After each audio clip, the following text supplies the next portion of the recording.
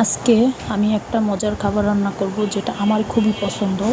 আর আপনাদের কার কার পছন্দ অবশ্যই কমেন্ট করে জানাবেন। আমার তো এই খাবারটা খুবই পছন্দ। এখানে আমি হলুদ, মরিচ, আদা, রসুন সব কিছু দিয়ে এখন মশলাটাকে ভালো করে কষাই নিব। কষানোর হয়ে গেলে আমি একটু পানি দিয়ে দিব। পানি দিয়ে মশলার গন্ধটা যাতে চলে যায় এই জন্য এটার মধ্যে পানি দিয়ে ভালো করে কষাই নিব।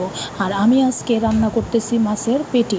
মাছের পেটিটা তো আমার কাছে খুবই ভালো লাগে। বড় মাছের পেটি, রুই মাছের পেটির সাথে ডিমও ছিল, কারণ 3-4 ধরনের মাছ আনছে। এটার মধ্যে যে ডিমগুলি ছিল সবগুলির সাথে দিয়ে দিছি পেটির সাথে।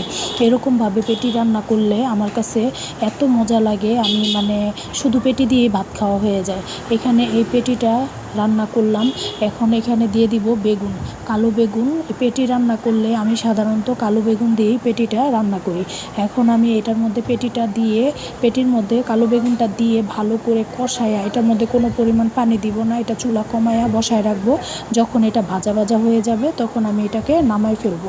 আর গরম ভাতের সাথে এরকম মাছের পেটি খেতে আলহামদুলিল্লাহ অনেক মজা হয়। চাইলে আপনারাও বাসায় ট্রাই করে দেখতে পারেন। আমি আমার মতন করে রান্না করলাম, আপনারাও বাসায় রান্না করে দেখতে পারেন। এরকম পেটি, ইলিশ মাছের পেটি, রুই মাছের পেটি, এগুলি পেটি খেতে খুবই মজা লাগে। আর ভিডিওটা ভালো লাগে সাবস্ক্রাইব করে